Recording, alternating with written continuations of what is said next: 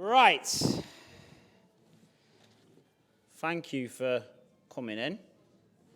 It's probably the busiest, definitely the busiest workshop I've done in a while. So obviously a lot of people do suffer back pain.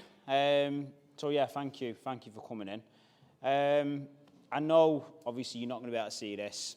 I did want to use the telly, but with us having so many of you in, I couldn't figure out a way to get you all around the telly comfortably.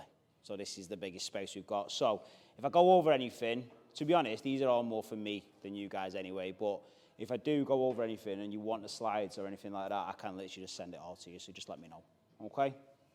So I'm going to use this clock behind you just to try and keep on track. I can go on, as you know anyway, but I can definitely go on about this topic because honestly, it is massive. Like back pain is huge. It's so multifaceted. There's so many reasons for it. Honestly, it's, and so I could talk about this all night.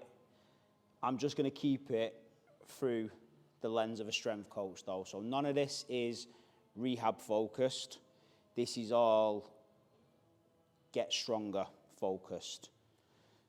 So I know you know me from here, and I know you know me from training yous, but you might not know my qualifications and what I do and what I have done away from here. So I am an NSCA, so that's the National Strength and Conditioning Association, accredited strength and conditioning coach. I have a degree in performance coaching. I have a master's degree in strength and conditioning, and I've been a personal trainer and a sports therapist since 2006. Why am I bothering even telling you that? Because I want you to know that I have experience working with people with back pain for a long time, away from benchmark, in benchmark.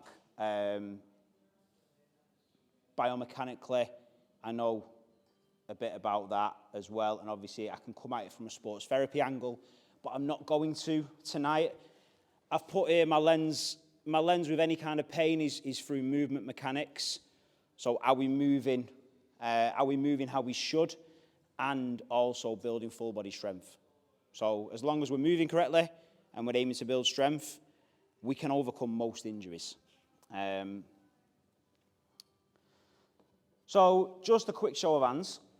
Who has been suffering on and off with back pain?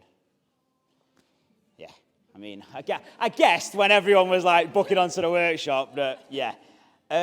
Does anyone, and this is the only bit of audience participation I have. I will ask you to do some exercises in a bit, but that's not to show people, that's literally just to do it for yourself. But the only bit of audience participation I've got is this, so please, if someone could answer, it'd be amazing. Does anyone want to share a time when the back pain has been aggravated the most in recent history? Go on, Luce. So, yeah, I had twins, so when I was pregnant with my twins, my back was awful. Okay. At one point I had to have crutches because it was causing Wow. so much pressure and pain. Then when I gave birth after that, I really suffered with back pain continuously. Okay. Anyone else? Well, give me an example of when it's been like... If I lie on my back for too long. Yeah. So I wake up in the night and I've been on my back. And that's now. That's like now. That happens now. In the dentist chair a couple of weeks ago. Same. Does it spasm or does it just hurt? Just hurts. By you, mate. Spinal day, C3, C6. Okay, right. So, top back pain we talk. Right. You get the back pain down below, yeah? Cool. Frank? Yeah. So a couple of years ago I went camping and my back just completely stiffened up and it was, Yeah. doing Yeah. all there. So I think I had like a bulging disc. Okay. Oh, it was agony. Yeah. But it's better since Doing stuff, yeah? Anyone else? Anyone else want to share anything when it's been aggravated the most? Have they done something? Go on, Joe. I spend most of the night sat down watching television and first thing in the morning. Yeah? Back's killing me. Okay. Start walking about, it eases off. Teresa? Mine was probably from having kids. I had 3 big babies. Yeah. After Yeah. Ever since then, I was in my late 20s. When it goes, I'm debilitated for 2 weeks. So I know a lot about back pain personally as well. I do still suffer with my back as well. And the last time my back went was I was getting, for those of you obviously know me, I've got a little girl. We've got one of them baths that's kind of just in the wall. So she'd best way to describe it, you can only get it from one side basically. So you can only get it from one side. You can't get around it. You can just get it from the one side. I can't remember how old she was, probably a few years ago. She sort of wiggled herself to the back. So I'm stuck at the side of the bath. I'm trying to get her out, and I picked her up like that. And as soon as it went, obviously I couldn't drop her.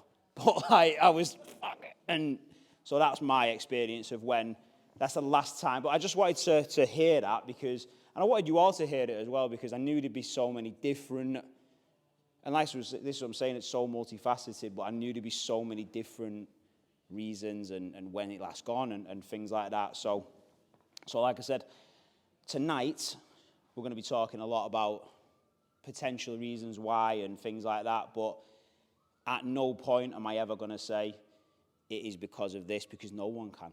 No one can, really. Most back pain is non-specific.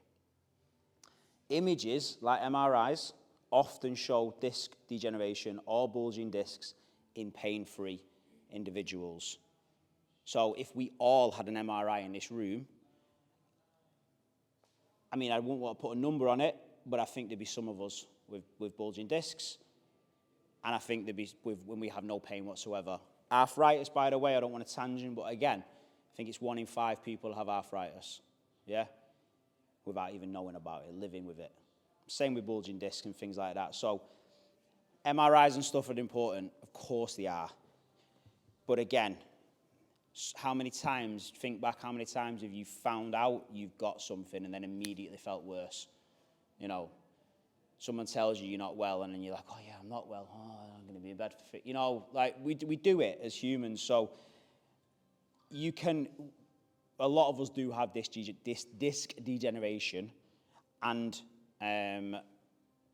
bulging discs and live completely pain-free. Obviously, there are some who don't live pain-free. But just saying, there is some of us who again, if you hear that, like you said yourself, bulging, yeah, it might be, but you're living completely pain-free now. So, pain is influenced by more than tissue damage. So stress, sleep, fatigue, doing too much. I'm in this as well. We already have bad backs. So movement mechanics are so important for us. That doesn't mean lifting light. There's some big, strong people in this room. Just means moving correctly. So the first test I want to do, and we can all do this where you are, yeah? You don't have to move, you don't have to get on the floor. I do want you to do all of these tests because I did tell you that there was going to be on the Facebook post, I did tell you that I wanted you in gym kit because I wanted you to do a bit of moving. So there's 3 things we're going to look at tonight. We're going to look, and this is from a strength training point of view, we're going to look at strength in the hips, in the glutes especially, and we're going to look at strength in the core.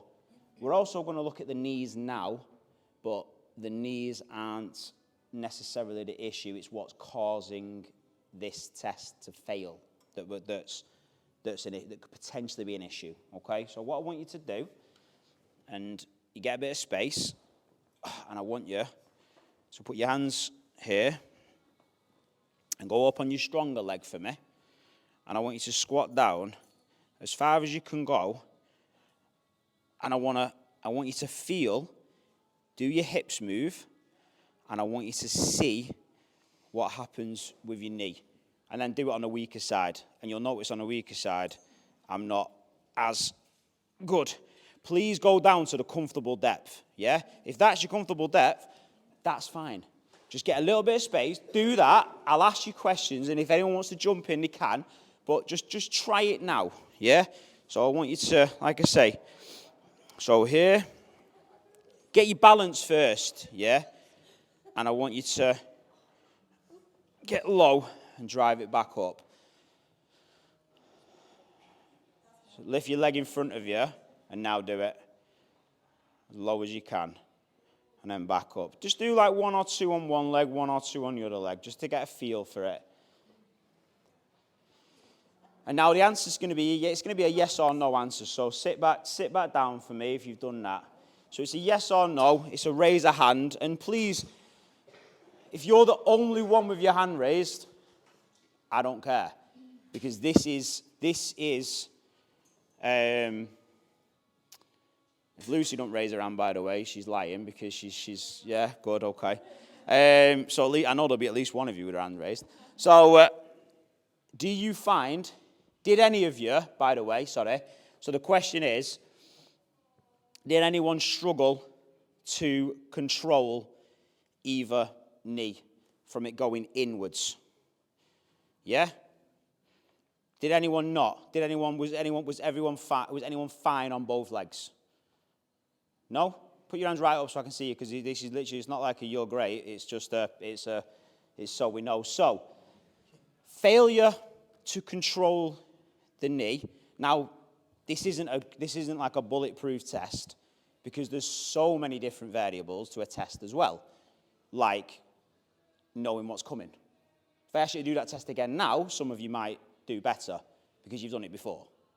And you can try it when you get home if you want to see if it was a fluke or not.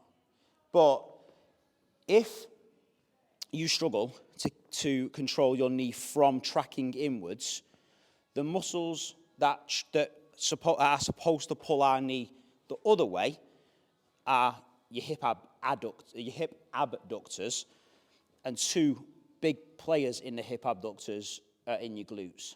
Yeah?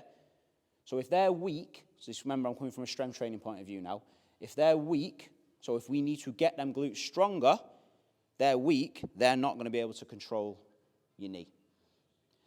That weak abductors can cause our lower back to want to take more load on movements. Yeah? So if 2 of the 3 glute muscles are weak, when we squat, when we lunge, when we hinge, when we deadlift, our glutes might not be as strong as they need to be to control that movement. So guess what your lower back does? It says, I'll help this, I'll get involved.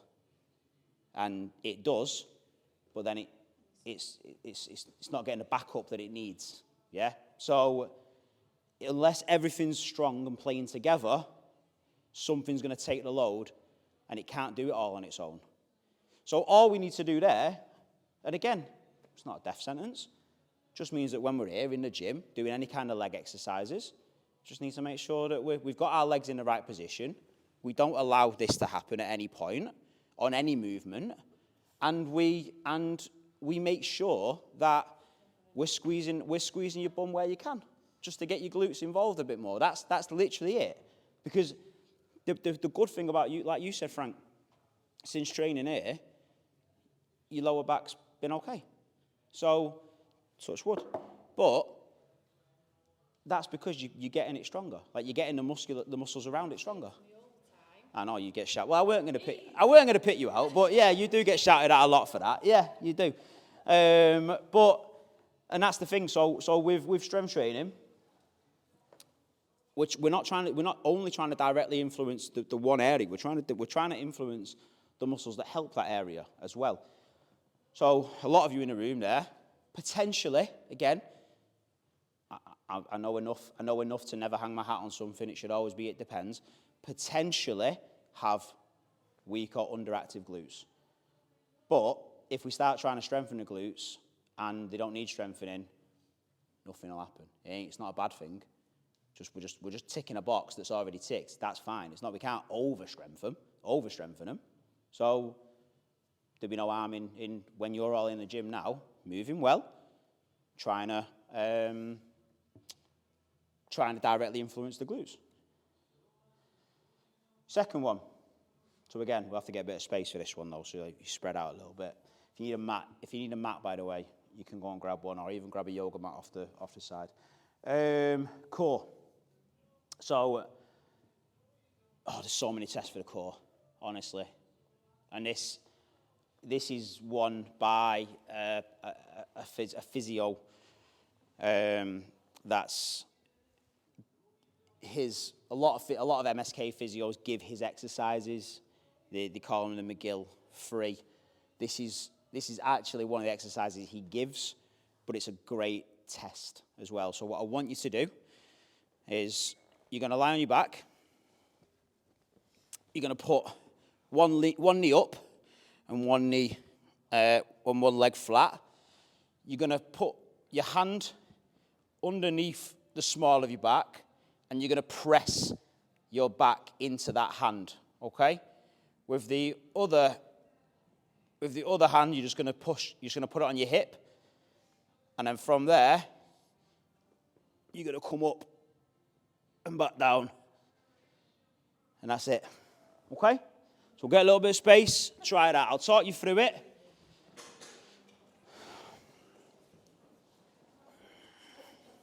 So one leg flat out, one knee bent. One hand underneath the small of your back, the other hand on your hip. I would do the knee bent side is the side I've got my hand under my back. Push your back down into the floor as you roll your chest off, yeah? And then hold it for a couple of seconds. Don't use that hand to push you up, and if that back lifts off away from your hand, it's a failed test, okay? Do both sides. Couple of reps on both sides for me. You're not meant to help yourself up. The whole movement has to come from the abs bringing you up, okay?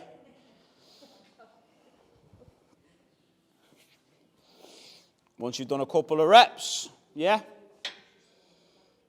You're doing it, Marcel, yeah? You're having a go. You should smash this one. Okay, stand up, grab a seat. Let's talk. Yeah? All right, yeah? Okay. So, did anyone find it? Did anyone just in general, and again, there's no, I want you to be honest. I really want you to be honest, okay? Did anyone struggle just doing the curl up? Yeah? Just getting your body off the ground? Yeah? Did anybody do that but lose control of the lower back? No? Yeah? One? Did any of you struggle to just push your hand to the ground? No? Use all right. So that's a test for your core. But like I said, there's so many tests for the core. Did anyone feel pain doing that, by the way? Yeah?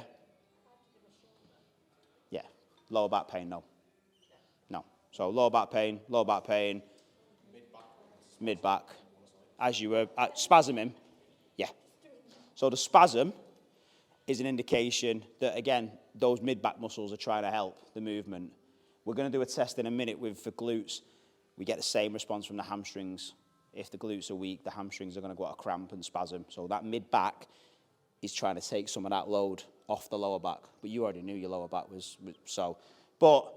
So again, that's a test for core strength. So if you passed the glutes but failed the lower back, the core, well, now we've got an indication as a strength coach of what I just want to target.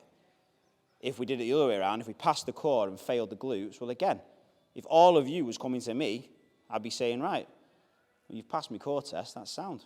You failed my glute test, though, so I need you to I'm going to primarily work on getting your glutes strong. Yeah? So again, these tests, they're all dead easy tests, but they highlight weaknesses. And when they highlight weaknesses, then, like you, Kyle, other things can kick in, other things can want to take the load, help out, and then that could potentially make the lower back worse as well. So that, like I said, that's a test for the core.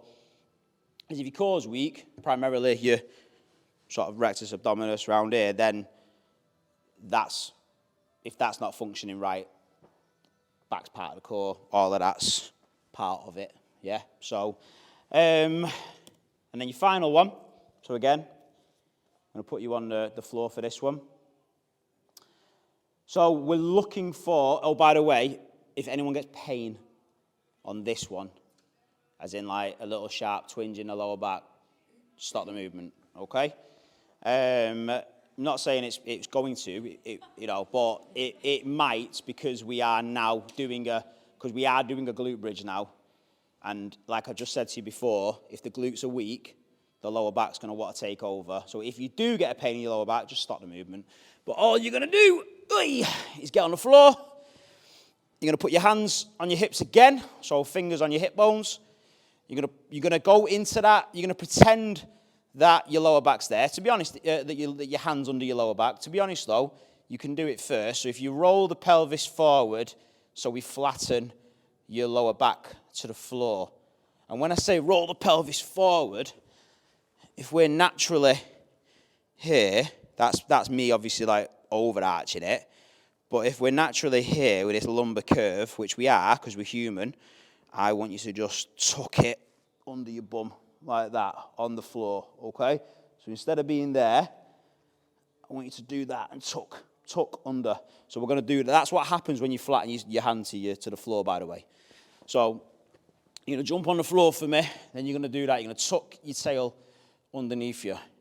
From there, hands on your hips, you're going to go into a hip bridge.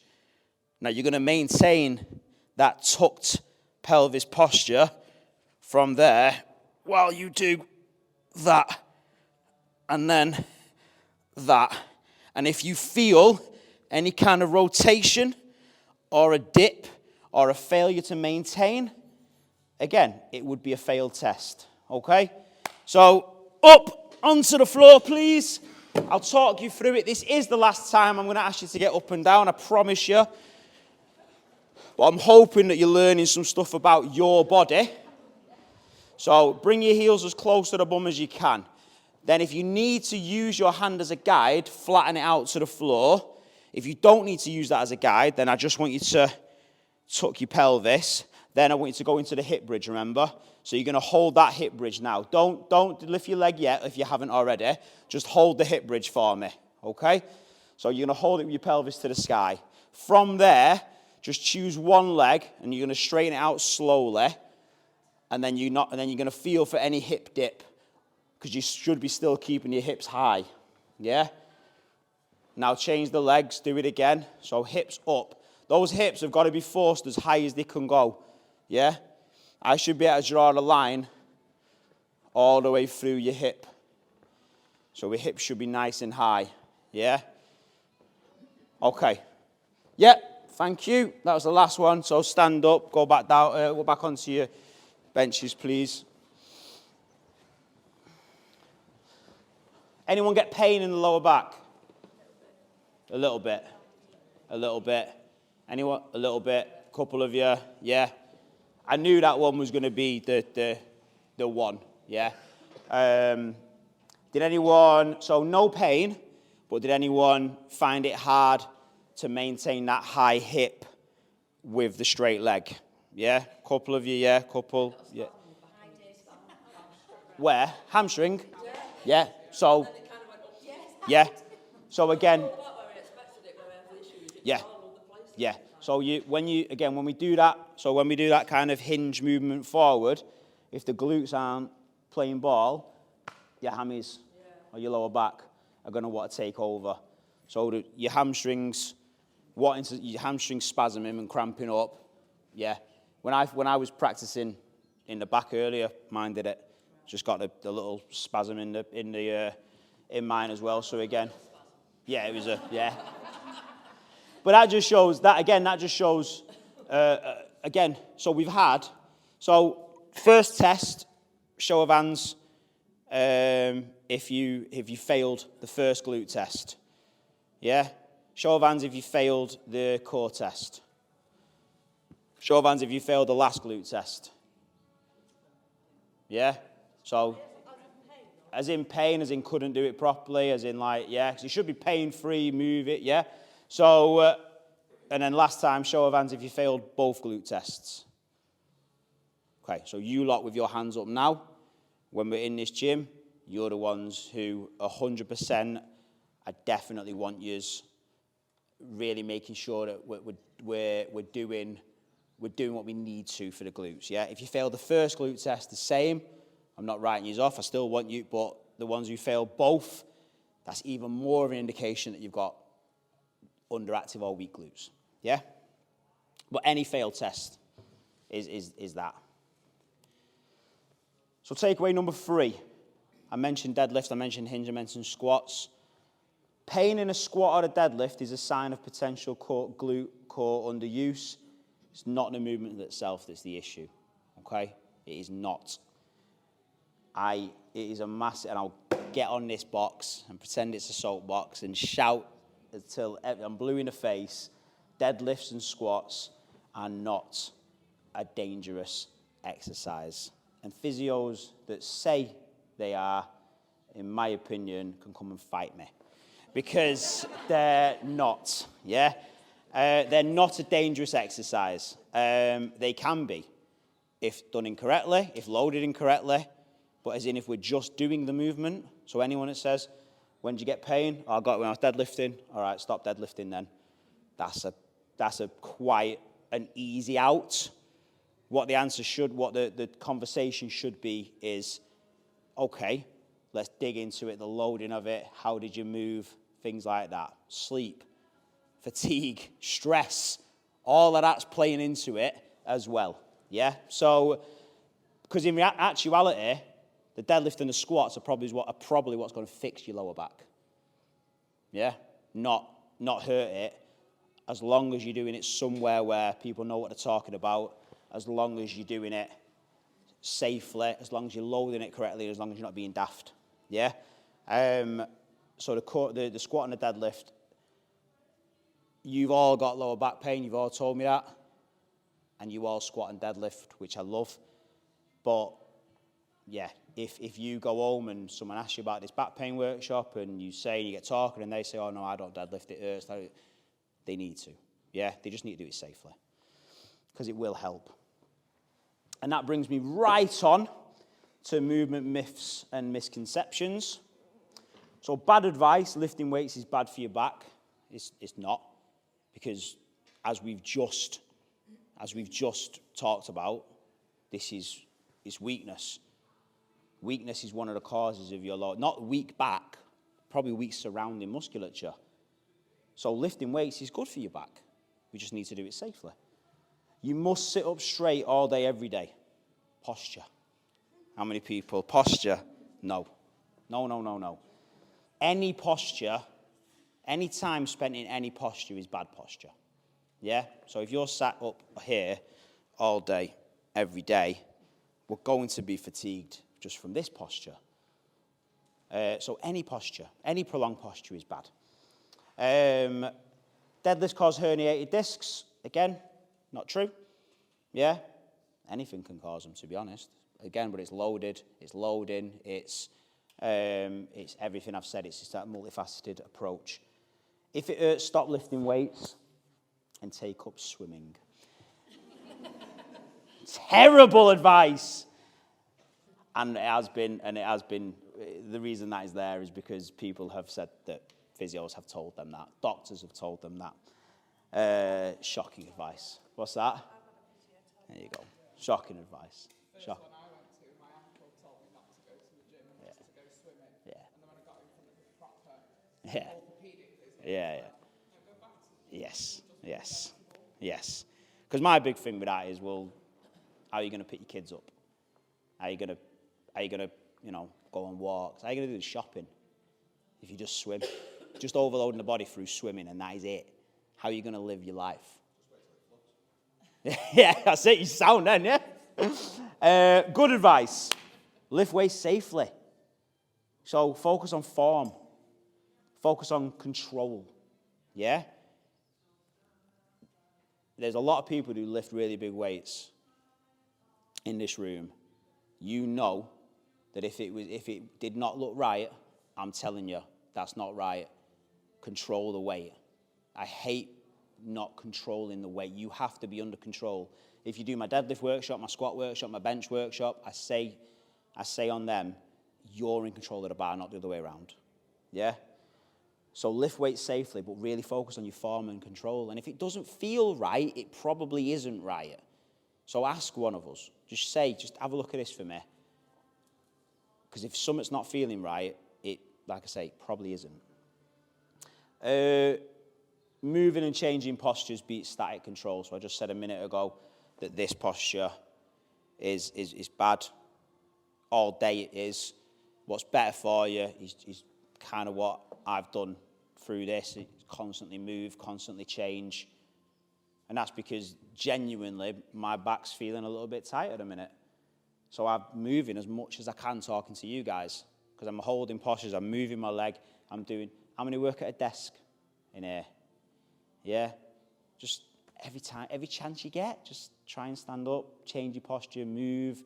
I know you get into it, don't you? You're doing your work, and an hour's gone by, and you're like, I've not even moved yet. So in that regard, can you set an alarm? You stick a post-it on your screen that just says move. Just a reminder for yourself. Remember, you don't get better. No one's going to get better for you.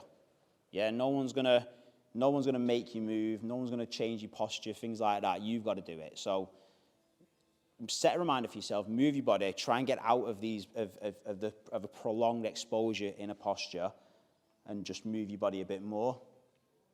Avoid fear-based movement restrictions. So we've gone into, obviously, deadlift, squats being the devil and things like that. You should be able, our spines should be able to move like this. And if you come, obviously, we do a lot of sort of movement here. We do pull-throughs, we do rotations, we do those landmines where we're moving. That your spine is designed to move like that. It's designed to do all of what I've just done then, and a hell of a lot more. So we shouldn't be restricting it. We shouldn't be saying we can't do that movement, we can't do that movement. All movement we should be able to do. Again, it comes down to loading, control, safety. And then aim for progressive overload and pattern retraining. So what I mean by, progressive overload is it's just what it is. It's overloading the muscular systems progressively. So one day we lift a 5 kilo dumbbell goblet squat for a couple of weeks. Then we do the 7.5 for a couple of weeks. Then we do the 10 for a couple of weeks. Then we might have to go back down to the 7.5 because we've got into some bad patterns. So we jump back up again to the 10 when we're ready. So that's overloading. If you stay at the same weight from now on for 6 months, nothing will change. Yeah? You've got to push your body safely, under control. And pattern retraining, what I mean by that is if you've got yourself into some bad habits, if you've got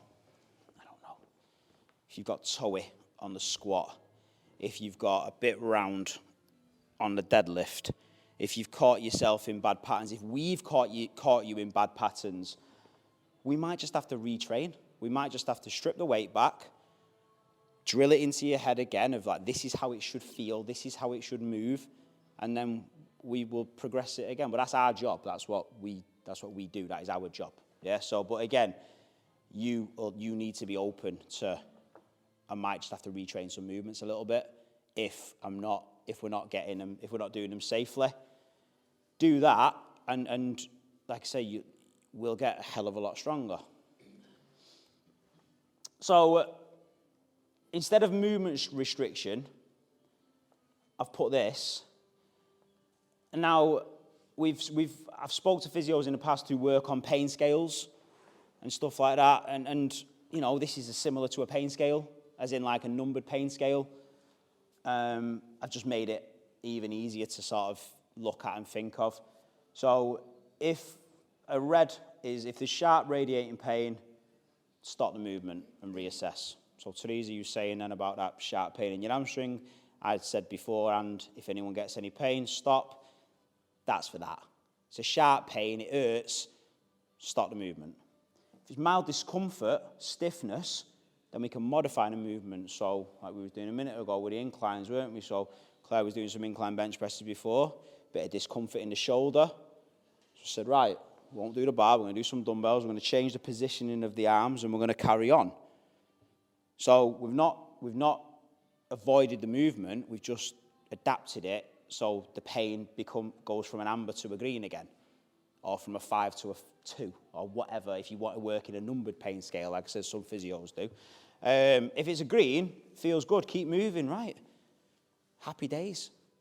So, Frank, I'm going to pick on you because I might have made this up, but was there a time that you was doing something, that was it even a deadlift, that you was scared it was going to hurt you? I just wouldn't come on a Wednesday. And I said, and then you was doing it one week, and I was saying, well, you're doing it. Yeah. Yeah. So there's movements and things where you're scared of, but then you do them, and it doesn't hurt, and so if that's the case, just carry on. Just carry on doing it. Don't expect the pain. Don't be like, this is how I felt the pain last time. But again, it's multifaceted. So many different reasons. You might be better. You might be stronger. You might be fresher. So if there's no pain, if things are feeling good, just crack on. Just keep going. Keep going until your body gives you the amber sign. And when the body gives you an amber sign, then we've got to reassess it. But if it's a green, keep going. Keep going. Keep pushing. Mild discomfort and stiffness is fine as well, by the way. We can adapt and keep moving.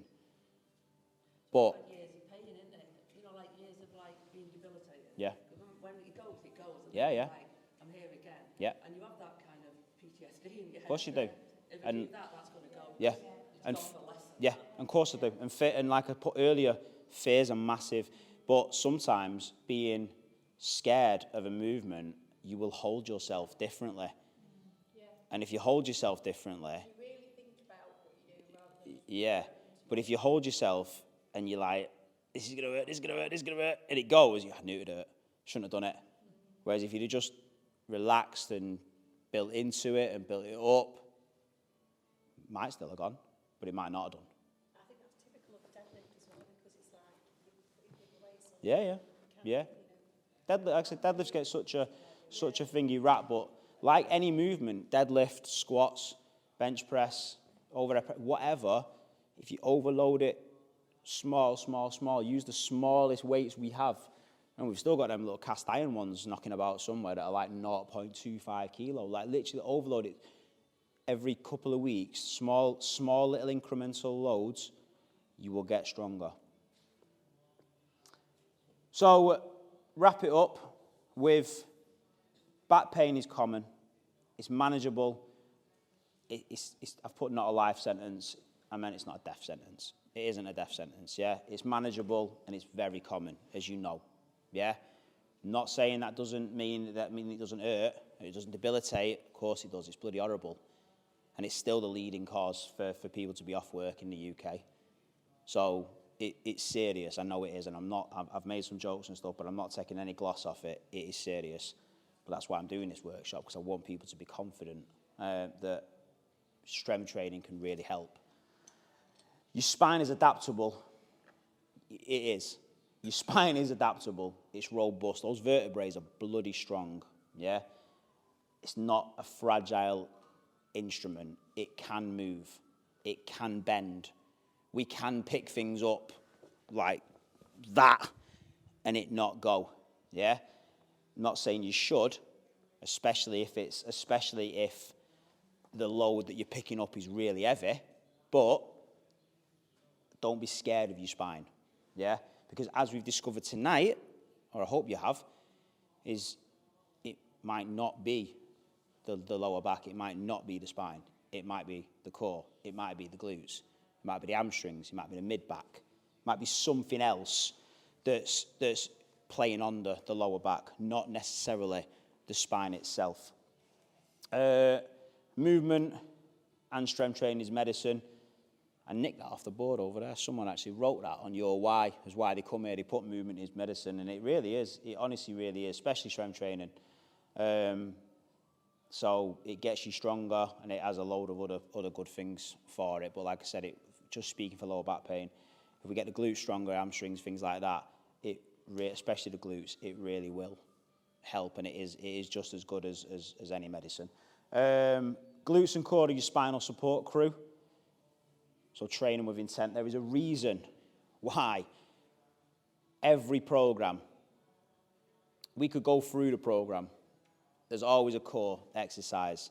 And it's usually a core exercise that you don't know you're working your core. How many times have I said we're doing overhead carries and I really want you to think about your core and things like that? It is a core exercise.